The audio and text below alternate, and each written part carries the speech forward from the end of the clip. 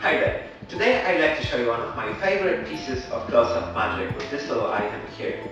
It's a Rubik's Cube.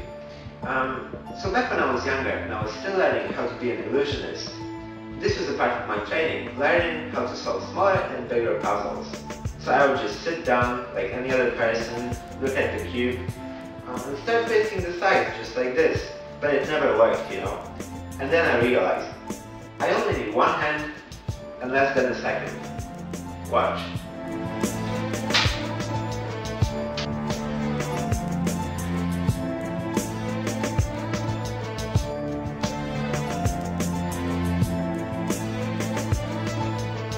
And it's solved. The Rubik's Cube. Thank you very much.